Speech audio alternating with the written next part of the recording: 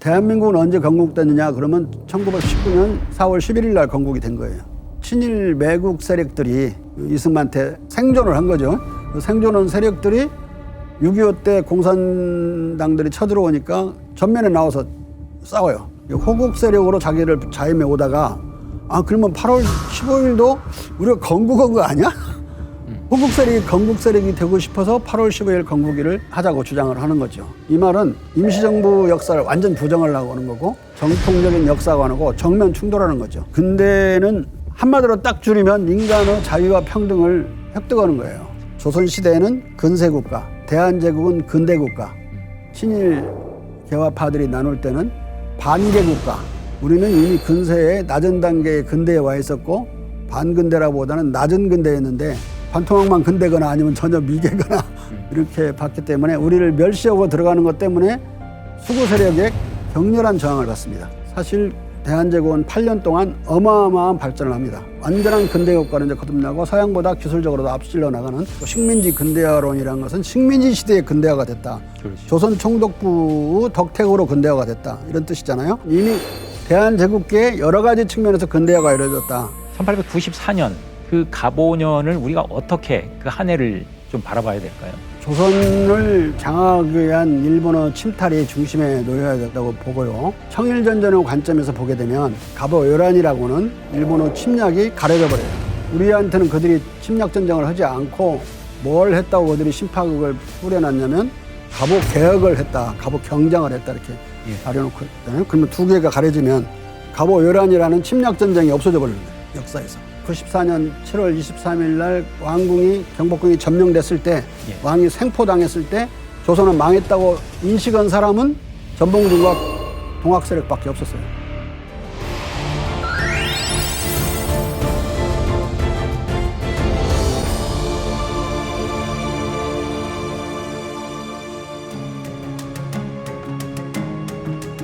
안녕하세요. 대한사랑 초대석 시간입니다. 올해는 광복 80주년을 맞이하는 해입니다. 그런데 아직까지 우리 사회에서 심심치 않게 소위 말하는 식민지 근대화론이 논쟁의 중심에 서기도 합니다. 그래서 오늘은 대한제국 시기를 전후해서 우리의 근대사를 주체적이고 자주적으로 연구하신 분을 초대를 했는데요.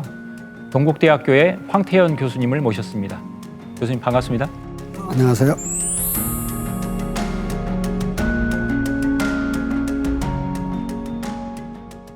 하여튼 이렇게 초대 응해 주셔가지고 감사드리고 본격적인 말씀을 좀 들어가기 전에 본래 이제 그 외교학을 학교에서는 전공을 하셨잖아요. 네, 서울대 외교학과 나왔습니다. 예. 학부 중에 외모고시도 패스를 하셨다고 들었어요. 예. 근데 어떻게 공직으로 나가지 않고 학문의 길로 접어드셨는지 궁금하네요.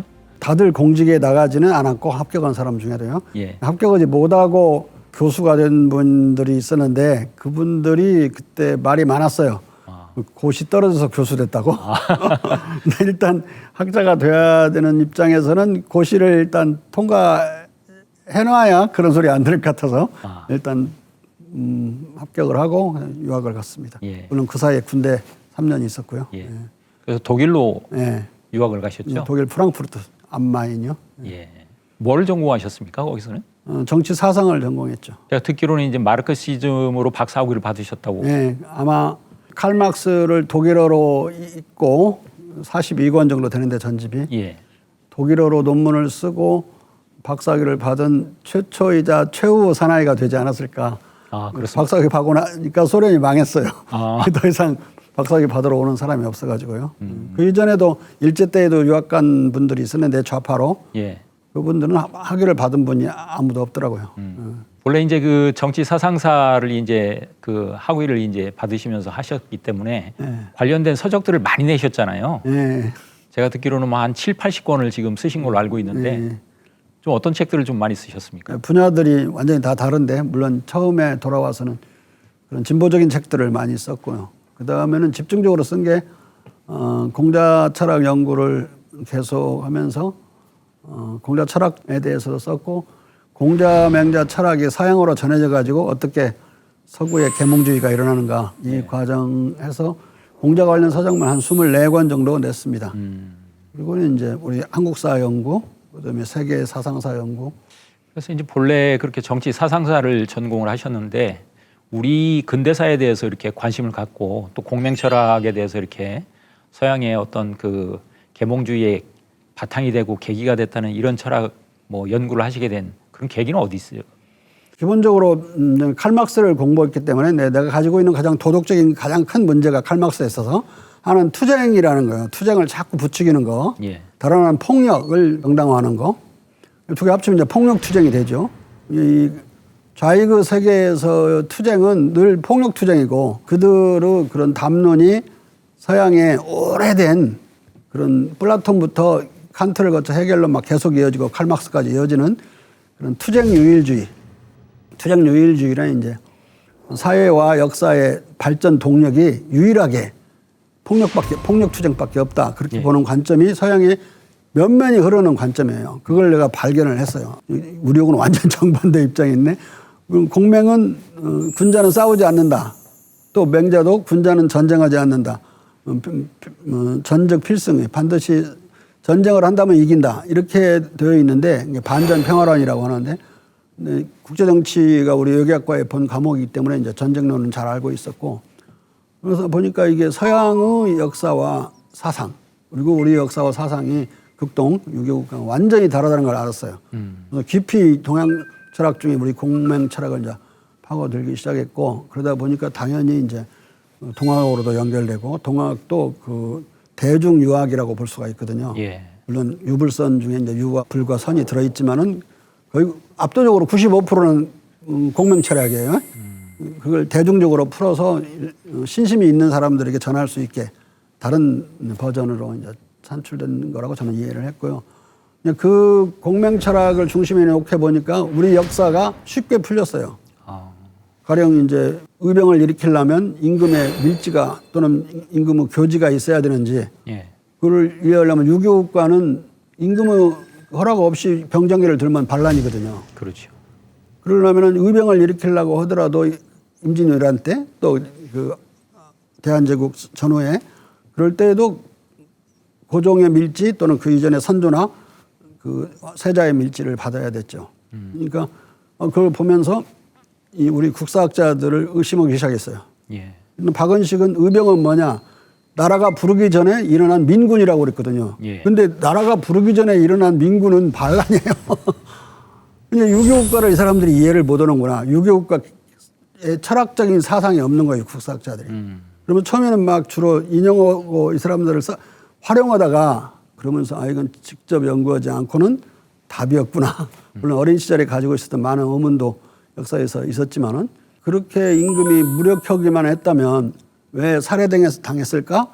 민비는 왜 죽었을까? 이런 고등학교 때 그런 의문을 가지고 역사를 배웠었거든요. 예. 아무렇지도 않은 사람을 왜 죽이겠습니까? 매수했으면 매수하지 죽여갖고 분란을 일으킬 필요는 없는 거니까 누가 삼척동자가 봐도 그런 의문들까지도 다 연구를 하려고 본격적으로 뭐 달라붙은 지 벌써 20년이 지났습니다. 그러니까 결정적 계기는 어떤 사료를 보면서 네. 교과서에 쓰여 있는 부분하고 정반대의 어떤 상극이 해석을 가져올 수 있는 사료들이 너무 많은데 그 정반대의 어떤 서술이 되고 있는 부분이 너무나 이제 자주 안타깝고 등장했고 자주 눈에 띄었습니다. 예. 금방 그런 의병에 대한 정의도 완전히 반대잖아요. 그러니까요. 어떤 의병이든 그 대한제국 전후에는 고종의 밀지를 받지 않고 일어난 게 없어요. 만약에 성질이 나서 그냥 분풀으로 확 일어난 의병도 결국은 그 밀지를 받은 높은 분의 그 군대로 예. 편입돼 가지고 자기 병장기를 정당화했습니다. 그게 현실인데 역사적 현실이거든요. 예. 그걸 안 보고 역사를 아무렇게나 이해하거나 쓰면 안 되죠. 그러면 결국은 이제 우리 근대사를 이해하기 위해서는 조선이라는 유교 국가의 성격을 예. 우선은 이해를 하면서 예. 자료를 보고 이해를 해야 된다는 그런 어떤 전제가 필요하겠네요. 그러니까 그 분본에서는 이제 다른 의견. 조선은 성리학 국가였는가? 아니었어요. 예. 조선은 유교 국가였다. 그건 맞는 말이지만 성리학 국가는 아니었던 게 그런 근사력이나 또는 소학은 그 주의가 쓴 책이거든요. 그 책이 선조 1년까지 판금이 됩니다. 읽을 수가 없어요. 그러니까 효종 때까지는 그냥 유교국가라고 보면 돼요. 사서삼경을 주로 읽고 이제 경학이라고 그러는데 예. 경서를 중심으로 공부하는 유학이에요. 예. 근데 그 이후는 송시열이 등장하면 성리학이 중앙을 차지하는데 동시에 그때는 8만여 개의 그 서당이 생겨나요. 서당에서는 다시 옛날에 가르치던 경향만 해요. 사서 상경을 위주로 공부를 하기 때문에 두 개로 유교가 쪼개졌죠. 후기에는. 그러니까 전기는 그 성리학자들이 거의 말살돼 버려요. 이방원에 의해서. 처음 반절은 정도전이 그 정몽주 세력을 말살시킴으로써 반이 없어지고 나머지 남은 정도전 세력의 그 성리학자들은 이방원이 다 없어버려요. 그러니까 숨어서 그 서원에서 숨어서 좀 보는 정도였고 중앙은 경학 위주로 되어 있습니다. 근데 후기는 거꾸로 뒤집혀가지고 그렇게 됐는데 서당은 완전히 그 경학 위주로 그 사서 삼경 위주로 되어 있기 때문에 일반 평민들도 처음으로 유학을 이제 글자로 배워요. 그 8만여 개의 서당은 8만여 명의 훈장이 있는 거 아닙니까? 예. 근데 우리 전봉준 장군부터 시작해서 훈장 출신들이잖아요. 그리고 또 우리 최재우 그 동학의 교주도 깨달은 뒤에 가르칠 때 서당 방식으로 가르쳤어요. 이게 다 실은 따지면 서당 훈장들이 나중에 이제 그 접주도 되고 다 그래서 후기의 경학 위주의 서당과 동학은 표리 관계로 되어 있다. 그래서 거기로부터 이제 동학의 대중을 얻은 거죠. 이걸 입체적으로 이해를 못하면 한국사가 근대사 부분은 안 보이는 거죠. 서당과 동학과 관계는 어떤 관계가 있었는지. 오늘 이제 주제는 아닌데 또 앞부분에서 또 깊은 얘기들이 또 나올 것 같은데 사실 지금 하시는 말씀 같은 경우는 최근에 이제 그 정의 국가에서 인의 국가로 뭐 이제 그런 또 책을 쓰셨잖아요. 그 책을 좀 참고를 하시길 바라고 뭐 본론적인 얘기 들어가기 전에 아직도 이제 제가 오프닝에서도 잠깐 얘기를 했지만 우리 사회가 너무 이제 역사를 보는 시각이 얕아가지고 소위 말해서 이제 대한민국 건국 논쟁이라는 것도 많이 일어나고 있잖아요. 뭐 1948년이냐 19년이냐 뭐 이런 얘기를 많이 가지고 이제 정치권에서 싸우기도 하는데 대한제국 우리 근대사를 주체적으로 연구하신 분으로서 그 부분에 대해서 좀 한 말씀 정리를 좀 해주고 본론으로 들어갔으면 좋겠습니다. 우리나라에서의 국가 건국은 여러 번 있었어요. 물론 단군도 하셨지만 그 고구려도 건국이고 백제도 건국이고 신라도 다 건국이고 계속 건국되어 왔는데 그걸 다 건국일을 기념할 수 없잖아요. 예. 그러니까 개천절을 만들어서 한꺼번에 기념하는 거예요. 단군을 필두로 한 걸로 그냥 다 포괄하는 건데 그런 식으로 따지면 계속 건국이 건국을 이어온 것이니까 하나로 대신 한 거니까 개천절 하나로 건국절은 이제 족한 거죠. 굳이 이제 따져서 대한민국은 언제 건국됐느냐 그러면 1919년 4월 11일 날 건국이 된 거예요. 그 이후에 불완전한 과정은 메꿔가면서 계속 이제 했기 때문에 임시정부를 정식정부로 만드는 날을 광복절로 이제 8월 15일 광복절로 한 것이고 그때 정부 수립일이라고 그랬지 건국일이라고 하지 않았어요. 그때 그 집단적 지성이 이승만을 포함해서 집단적 지성이 건국으로 보지 않았던 거죠. 이유는 이승만이 뭐라고 하냐면 대한민국 그 당시 따져가지고 한 30몇 년이라고 말을 하니까 그 8월 15일을 건국일로 하자는 이야기는 48년 8월 15일을 건국일로 하자는 이야기거든요. 그 말은 그 친일 매국 세력들이 반공을 자기들의 은폐물 삼아가지고 이승만한테 생존을 한 거죠. 그 생존한 세력들이 6.25 때 공산당들이 쳐들어오니까 전면에 나와서 싸워요. 예. 그래서 호국을 했다 이거죠. 호국 세력으로 자기를 자임해 오다가 그러면 8월 15일도 우리가 건국한 거 아니야? 호국 세력이 건국 세력이 되고 싶어서 8월 15일 건국일을 이제 하자고 주장을 하는 거죠. 이 말은 그 이전의 역사, 임시정부 역사를 완전 부정하려고 하는 거고 김구도 부정하고 다 그러려고 하는 그 속셈이 거기 들어 있어서 우리 정통 사관, 우리 대한민국의 헌법에 나와 있는 전문에 나와 있는 정통적인 역사관하고 정면 충돌하는 거죠. 예. 이미 3월 1일 3.1 운동을 4월 19일 또 우리가 이제 5.18까지 집어넣으려고 그러는데 그 정신 속에서 나라가 세워진 그런 세워지고 발전된 걸 써놨는데 그걸 부정하려고 하는 거니까 헌법적으로도 받아들일 수 없고 역사적으로도 이제 맞지 않는 이야기죠. 호국 세력이 건국 세력이 된다는 이야기는 한마디로 그 이전의 역사를 부정하는 거죠. 우리가 어떤 독립운동 전체를 부정하는 효과로 나타나요. 예. 무서운 일이죠, 사실 따지면. 저 오늘 얘기 나눌 것이 이제 우리의 근대사를 이제 얘기를 할 텐데, 먼저 이제 그 정치 사상사를 연구하신 분으로서 근대라는 개념, 근대화라는 개념, 이거를 좀 정의를 좀 해주시고 가는 게 좋을 것 같습니다. 역사는 두 가지 관점에서 볼 수 있는데, 하나는 시대사적으로 보는 것과 하나는 사상사적으로 보는 거거든요. 예. 근데 진정한 역사는 사상사와 시대사가 결합되어 있어야 돼요. 예. 사상사만 가면 그냥 정치 사상이 되는 거거나 사회 사상이 되겠죠. 이제 우리가 알고 있는 역사는 아닌 거고 철학사라고 볼 수 있고. 근데 시대사는 사건 위주로 주로 연결되어 있는 거잖아요. 예. 그러니까 그 사건이 왜 났는지를 모르는 거예요. 그러니까 근대화라는 개혁을 둘러싼 투쟁이 왜 벌어졌는가. 근대라는 사상이 없으면 그 투쟁을 할 것도 없는 거잖아요. 이 근대라는 걸 이해해야 되면서 그것이 어떻게 어떤 사건들과 맞물리고 또 그게 실현되고 방향을 두고 투쟁하는가.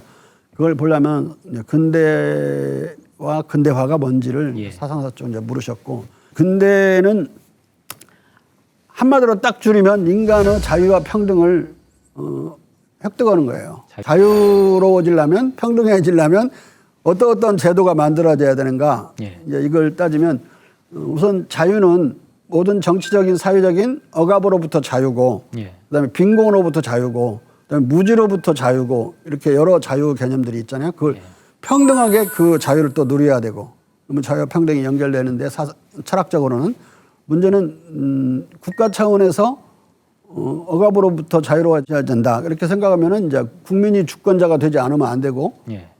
국민 주권 개념이 받아들여야 되고, 일단 정치적인 국가적 차원에서. 근데는 두 번째, 국민이 형성돼야 돼요. 국민은 자유와 평등을 아는, 그리고 국가를 자기 것으로 아는 국민이 등장해야 되죠. 국민 없이는 근대 국가를 만들어질 수가 없으니까. 예. 근대화 내용 안에 자유와 평등이 들어있으니까 그런 주체가 등장해야 된다. 그 점에서는 이제 나는 동학 운동이 그런 국민 형성에 최초로부터 결정적인 역할을 했다고 보는 거죠. 예. 그다음에 이제 국가 차원에서 그런 권력 분립이니 이런 원리는 원래 있었지만은 정밀하게 헌법화되어 가는 과정이 국가 차원의 근대화고, 그다음에 경제 차원에서는 아무래도 우리가 알듯이 시장화와 산업화예요. 예.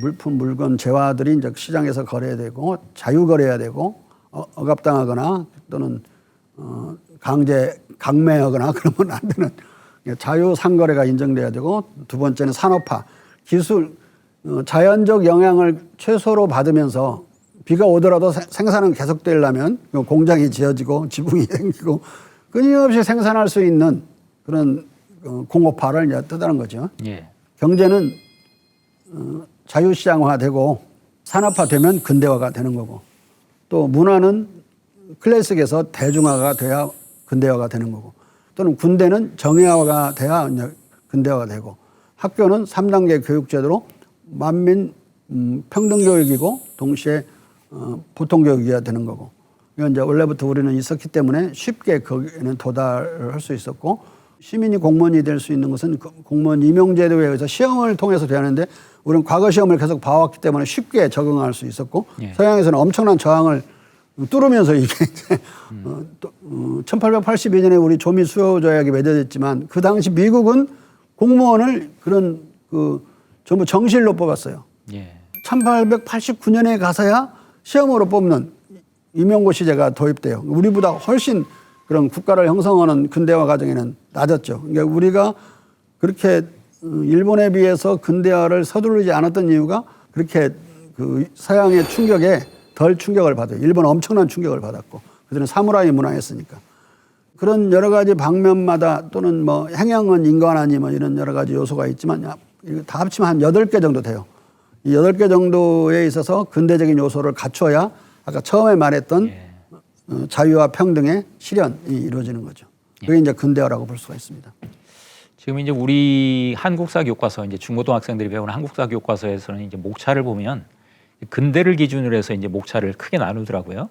그게 이제 4등분으로 이렇게 나누던데, 이제 전근대와 이제 근대 국민국가의 수립, 또 뭐 일제 강점기 시절, 그리고 이제 그 광복 이후에 현대 국가 뭐 이런 정도로 크게 나누는데 그만큼 이제 근대라는 것을 이렇게 중요하게 여기면서 막상 교과서를 들여다보면 이제 우리의 근대화의 어떤 시기를 아까 말씀하신 대로 어떤 시대적인 어떤 근대의 기준과 사상사적인 어떤 근대의 기준을 이제 좀 다르게 말씀을 하셨는데 그렇다면 우리의 역사에서는 언제부터를 진정한 근대의 어떤 역사로 바라볼 수 있겠습니까? 근대는 이제 전 세계적으로 통념이 학술적인 통념이 early modernity 초기 근대 그걸 우리말로 이제 일본과 우리가 공통으로 번역했을 때는 근세라고 번역을 해요. 예. 그다음에 high modernity 그게 이제 우리가 말하는 근대인데 예. 조선이 건국되면서 낮은 근대로 근세 국가가 만들어지죠. 중앙 집권적이고 다 여러 가지 요소를 갖췄으니까.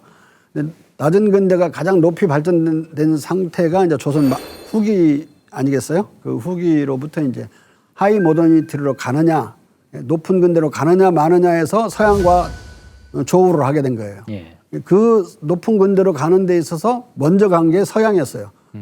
그 이전에 낮은 근대를 전해주고 우리가 선두를 잡았을 때는 극동에서 이 중국을 위주로 했지만 그 뒤에 그들이 배워가지고 낮은 근대를 넘어서는 단계에서는 그들이 앞서 나갔기 때문에 우리가 이제 배워야 되는 상황이 됐죠. 근데 사실 높은 근대도 지금 우리 현대에 비하면 컨템퍼리라고 주로 영어로는 표현하죠. 현대에 비하면 원리적으로는 통하는 것이 있지만 지금에 비하면 대단히 낮은 것처럼 느껴지는 거죠. 그래도 지금도 의회주의나 선거냐 가령 국가를 구성하는 데 있어서 국민 주권이 발현되는 건 지금도 원리는 같잖아요. 예. 그래서 높은 근대의 원리와 우리 현대 국가의 원리는 통하는 걸로 근대성을 여전히 보존하고 발전시켜 온 걸로 보기 때문에 높은 근대를 이해하는 것이 대단히 중요하고 우리 역사를 나눌 때는 조선시대에는 근세국가 그 이후에 대한제국은 근대국가. 근데 그걸 이제 잘못 나누면 친일 개화파들이 나눌 때는 반개국가. 개화의 반절만 된 나라라는 뜻이에요. 그리고 이제 조선도 반개국가예요. 그러니까 그들이 막 그런 그 갑신 쿠데타라도 막 해서 막 하려고 한 건데 우리는 미개나 반개국가에 있었던 걸로 본 거. 그것이 우리나라 사람들이 그 친일 개화 세력한테 받아들일 수 없었던 측면이에요. 예.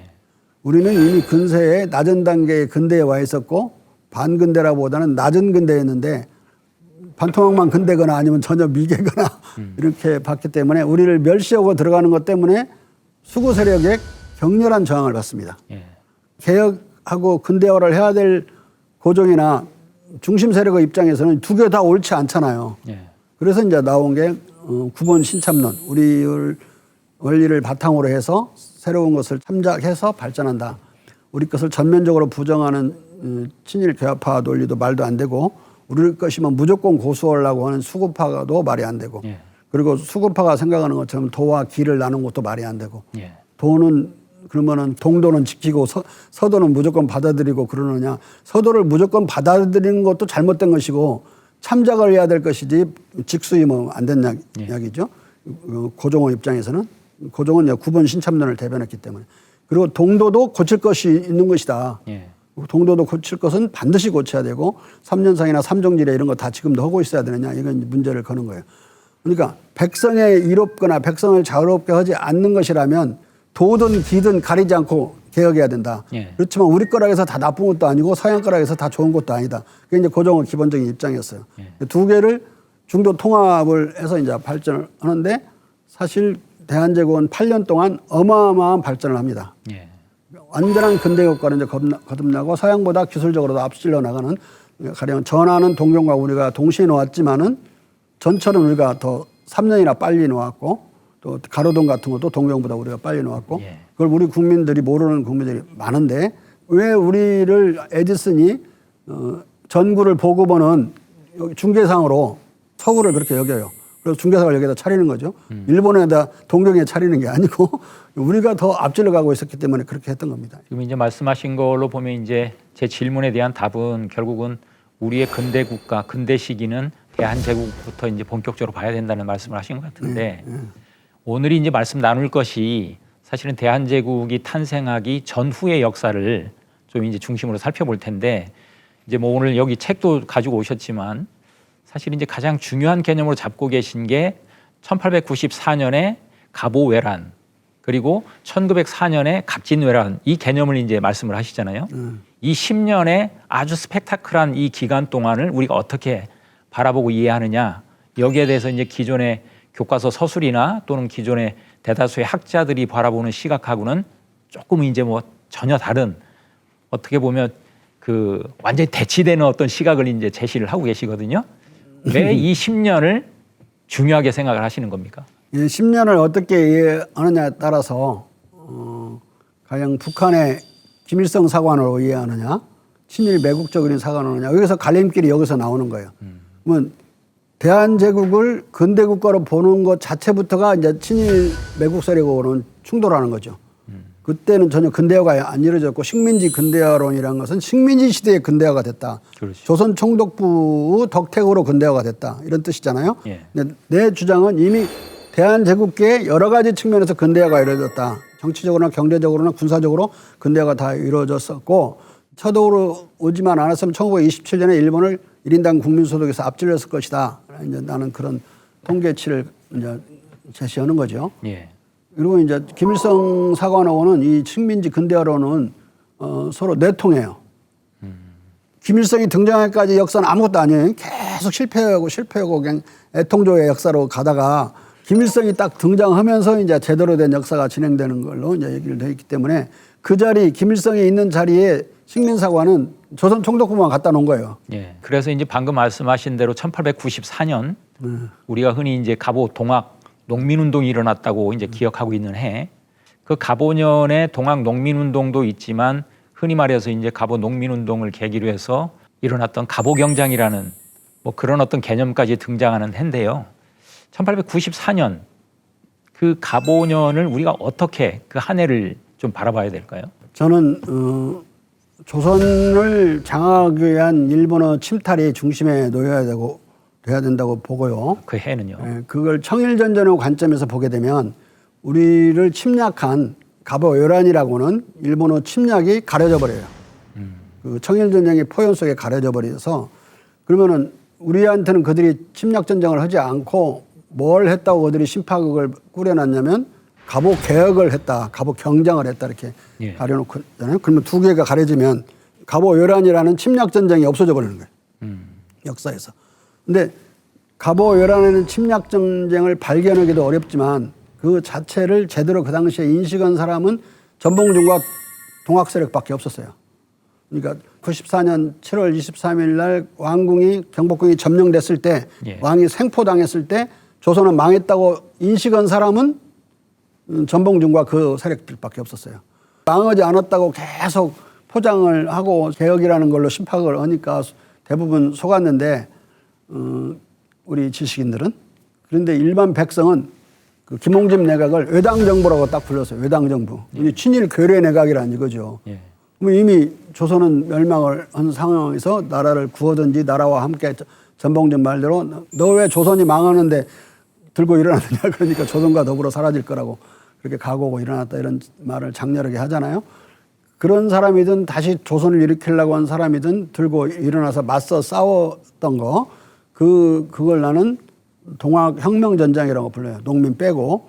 왜냐하면 동학군의 주력들을 보면 농민만이 주력이 아니고 아전 세력도 많았고 보부상도 많았고 또 자유상공인도 많았어요. 그리고 그들이 더 활동적이고 농민보다. 물론 군량을 위해서는 농사 다 끝난 뒤에 9월 달 이후에 일어나는 게 맞으니까 이제 좀 늦게 왕명을 받은 뒤에도 2달 뒤에 2차 봉기를 하게 되지만은 농민이 위주가 아니었어요. 그리고 모든 지도자, 중소 지도자들은 전부 동학 교도들이었습니다. 그러니까 이건 동학혁명이지 동학농민혁명이 아니에요. 예. 그리고 농민들이 들어와서 같은 대오를 이뤘다 할지라도 동학교도들이 외는 주문들 있잖아요. 시천조, 조화정, 영세불, 만사지 하면서 발맞춰 걸어가고 그렇게 전투를 했어요. 예. 그 동학에 들어온 농민이 동학도가 아닐지라도 그러니까 그 자체가 동학군이었지 예. 농민군이 아니었고 내놓은 모든 개혁 그 요구들이 농민만을 위한 거 한두 개 있고 나머지는 국가 개혁과 관련된 것들이에요. 그래서 저는 그 부분도 국민전쟁이 벌어졌는데 그 국민전쟁의 이름은 동학혁명전쟁이었고 갑오 외란에 맞서는 예. 그런 나라를 구하기 위한 혁명이었다고 이제 제대로 이해를 해야 된다. 그리고 청일전쟁은 다음에 다뤄도 상관이 없는 거예요. 청일전쟁 일본 놈하고 청나라하고 붙은 전쟁이잖아요. 거기에 우리가 이 주된 30만이 죽은 이 전쟁이 주된 거지. 그들 한 3만 명 죽은 청일전쟁에서 주로 양쪽에서 3만 명씩 죽거든요. 둘이 합쳐봤자 6만 명밖에 안 되는데 우리는 여기서 지금 도륙을 당한 이 전쟁을 중심에 놓지 않고 우리 역사를 기술한다?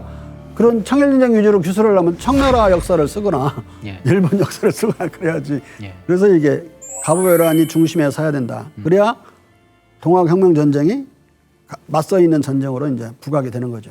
안 그러면 동학혁명전쟁을 어떻게 이해하느냐.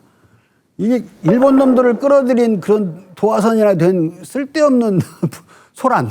예. 그렇게 이해한 영화도 많고 그렇게 해석한 논문도 많습니다. 그건 진짜 역사를 잘못 해석하는 거죠. 예.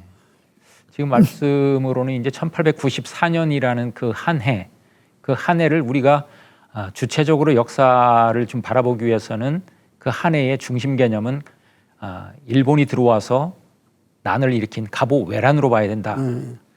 그리고 거기에 이제 맞서서 일어난 것이 바로 동학혁명이다. 2차 봉기는 완전히 동학혁명전쟁이라고 봐야 됩니다. 그래서 이제 그 지금 말씀하신 대로 그리고 이제 우리가 흔히 아는 동학혁명이라는 것은 1차 봉기와 2차 봉기로 크게 나뉘는데 1차 봉기와 2차 봉기의 성격이 달랐을 것 같습니다. 그럼. 그렇죠. 예. 1차 봉기는 일단 농민들의 즉흥적인 분노, 수령들의 탐악에 대한 분노에서 일어나서 와서 다른 군수가 내려가지고 여러 가지 유화책을 쓰니까 흩어져 버려요. 이제 왕궁을 7월 23일 날 점령을 하니까 그걸 전주에서 전봉주는 들어요. 아, 나라가 망했구나. 그런 고민 속에 들어있는데 고종의 거의 밀지가 내려오죠. 거의 밀지란 의병을 일으키라는 밀지거든요. 삼남 소모사의 권령을 즉시 파견하여 그대들에게 내밀하게 보이노라. 그대들은 선왕의 조정으로부터 교화 속에 내려온 백성들이니 선왕의 은덕을 잊지 않고 지금까지 숭상보존하고 있도다. 조정에 있는 자들은 모두 저들에게 붙어서 안에는 의논할 자가 한 사람도 없으니 외롭게 홀로 앉아 하늘을 올려다보고 통곡할 따름이다. 방금 왜구들이 범궐하여 화가 종사에 미쳐 명이 조석에 달렸다. 사태가 이에 이르렀으니 만약 그대들이 오지 않으면 박도하는 화환을 어찌하랴. 이에 교시하노라. 의병을 일으키는 밀지가 내려오면서 너희들이 서울로 올라오지 않으면 나는 이 종사가 위태로운 상황이고 이 나를 둘러싸고 있는 자들은 내 말 들어주지 않는 역적 별효도당이라는 말이 거기 들어있고 그래요. 그러니까 그 밀지를 제가 발견해서 이제 이 책에서 해설하고 그랬는데 그 밀지를 둘러싸고도 우리 국사학자들이 그 밀지를 대원군이 꾀를 써서 냈는데 대원군이 조작한 걸로 그렇게 이 밀지가 존재하는 것을 아는 사람도 국사학자 중에 많지도 않아요. 근데 서너 명이 아는데 서너 명이 그걸 또 오독을 하는 거예요. 근데 일본 우치다는 이건 고종이 쓴 고종의 밀지고 대원군이 꾀를 써갖고 빼놨다고 그러는데 꾀를 썼다는 말을 조작한 걸로. 그리고 그걸 이제 혼자만 전봉준이 보는 게 아니라 자기 막하 휴장들에게도 장군들에게도 보여주면서 신신당부를 해요. 이게 임금님 밀지가 왔다는 걸 들키지 않도록 해야 된다. 임금님의 옥체가 위험하다. 대궐로부터 밀교가 와 있습니다. 초모사 이건영을 보내 여기에 도착해서 뜻을 같이 했습니다. 그러나 이 말이 외인에게 누설되면 화가 옥체에 미침으로 내밀하게 숨기는데 신중에 진중을 기해 주십시오. 의룡, 월파, 화중, 형네들 회람.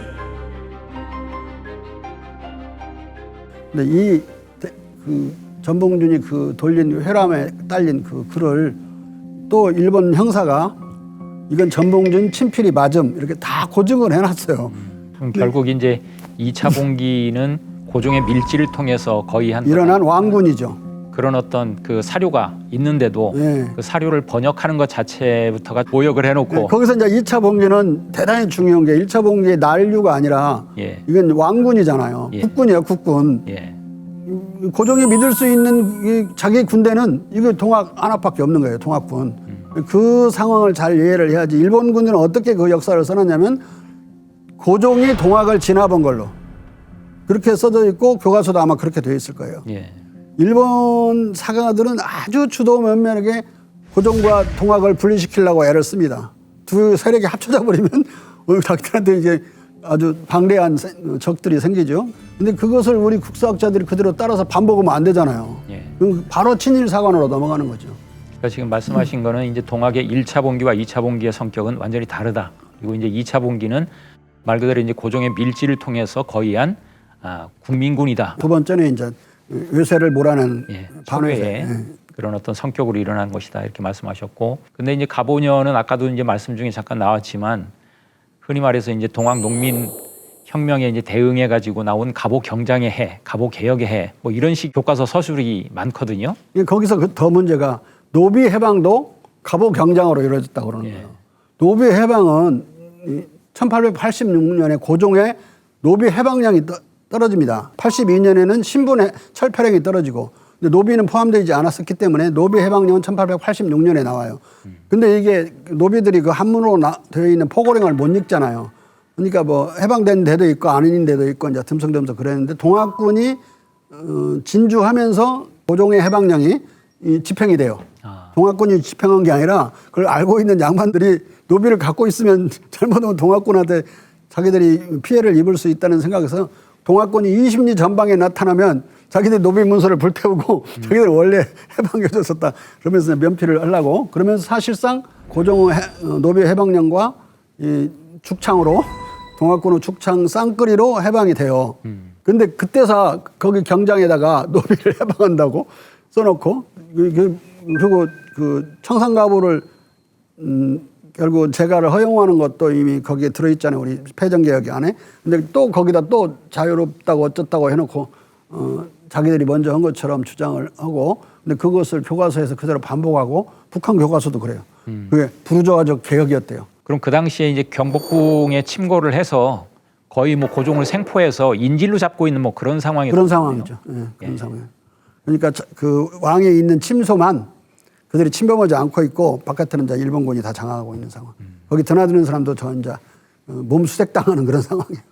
뭐 이제 그런 상황에 어떤 결과 대응하는 그런 어떤 결정적 상황이 지금 이제 우리가 흔히 교과서에서 쓰고 있는 아관 파천이라고 그 쓰고 있는 아관 망명이다. 이제 그게 이제 지금 쓰신 책인데, 그 아관 망명 갑오회란이 얼마나 심각했으면 아관 망명으로까지 이어졌느냐, 그 얘기를 조금 부연해 주시죠. 근데 문제는 이제 고종과 민비가 그때는 이제 명성황후가 아니니까 민비라고 하겠습니다. 민비가 이 상황을 돌파하기 위해서는 외세를 쓰지 않으면 안 된다고 생각을 해요.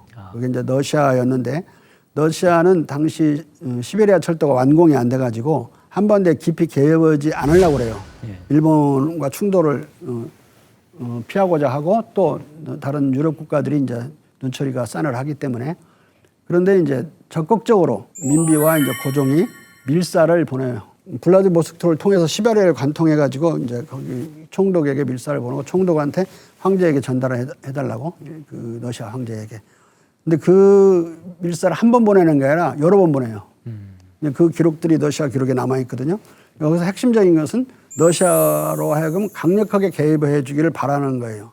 일본이 우리나라를 장악하게 되면 동아시아 전체가 뭐 전쟁 상태에 빠진다. 이 충분히 알고 있죠. 이 러시아도. 거기서 최고회의에서 이제 그대로 황제에게 올리는 최종 결정문을 이제 한 개 남아 있어서 이제 지금 발견돼서 이제 보면 우리가 조선을 침략해서 장악할 수 있는 능력이 없다. 그걸 장악을 하려면 극동 함대를 어마어마하게 태평양 함대를 강화해야 되는데 우리는 아직 그 재정이 그 상태가 아니고 시베리아 철도는 아직 완공되려면 멀었고, 그렇기 때문에 조선을 무해 중립지대로 유지를 시키는데 우리 러시아의 최대 국익이 있다. 그 결론을 내서 올려요.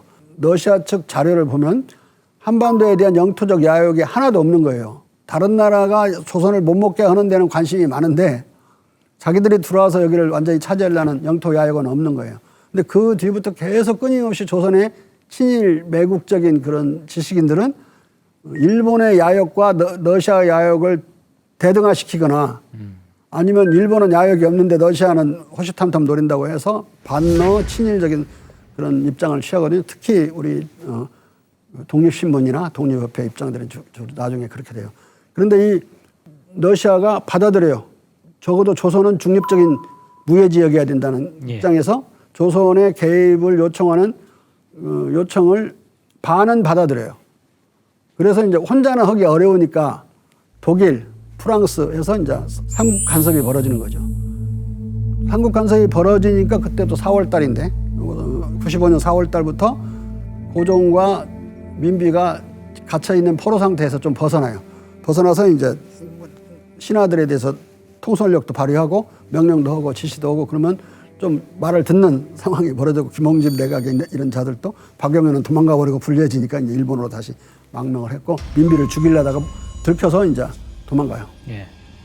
당시는 이렇게 우리나라 같이 이렇게 뭐 서양 국가가 아닌 나라와 그들이 조약을 맺을 때는 그 공간에서 우리나라의 법률 체계를 믿지 못해가지고 치안이나 그걸 믿지 못해서 자기들이 그 공사관을 독립된 자기의 영토로 아는 치외법권지역으로 선언을 하고 그런 불평등 조약을 맺었어요.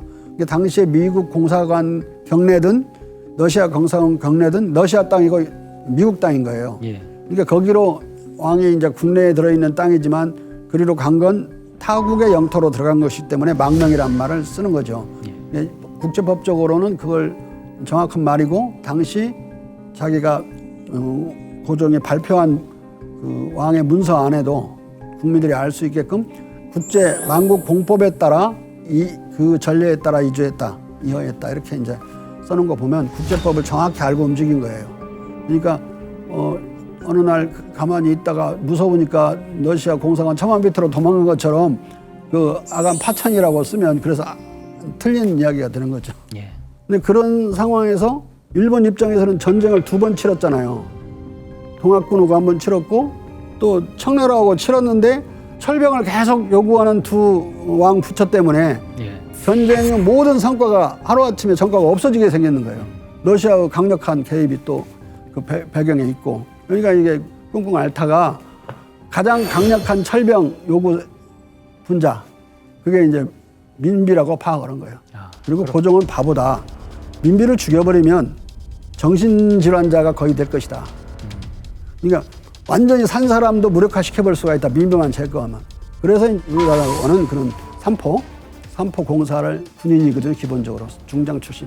그러면 지금 말씀하신 것이 결국은 갑오왜란에서 시작해서 자기들의 이제 어떻게 보면 전리품이었던 청일 전쟁에서 승리하면서 어떤 그 요동반도를 삼국 간섭으로 잃게 되고 고종께서 또 왕권을 좀 어느 정도 회복을 하는 그런 상황에서 결국은 일본에서 가장 눈에 가시는 바로 고종과 민비 두 사람이 철병을 요구하는 과정 속에서 거기에 대한 대응책으로 그들 입장에서 대응책으로 일어났던 게 결국은 을미외변. 우리가 흔히 을미사변이라고 알고 있는 을미외변이군요. 을미외변이라고 해야 맞고요. 을미사변은 가해자가 누군지를 몰라요. 사변이니까. 근데 외변은 일본 놈들이 가해자라는 게 드러나는 거고 그리고 최근의 연구들에 의하면 그대로 그 여러 가지 사료와 기록들에 의하면 미야모토라고 하는 일본 소위가 민비를 시해합니다. 그리고 그 옆에 있는 상사 하나, 특무상사가 하나 있었고 2명의 일본군이 죽인 거예요. 나머지 그 낭인이 이런 것들은 다 그 뭐라고 할까 그 가림막들이고 가림막들 또 그 바깥에 서 있었던 우리 친위대들 우리 조선인 친위대들도 그냥 전부 가림막들이고 실제로 작전은 그 정식 군인이 한 거죠. 그걸 숨기기 위해서 그 2명을 일본으로 빼내는데 막 육군 대장까지 동원이 되는 거예요. 그 무전한 기록이 그대로 남아 있다고요. 이 나머지 뭐 대위들 많고 대위들도 막 20 몇 명씩 있고 왕궁을 들어갔는데 걔네들은 하나도 중요하지도 않고 그들을 잡아다 나중에 이제 히로시마에서 재판을 하잖아요. 전부 무대 방문을 했어요. 왜냐하면 그 안에는 여기는 살해자가 없다. 근데 그 없다는 판결은 맞아요. 거기는 없지.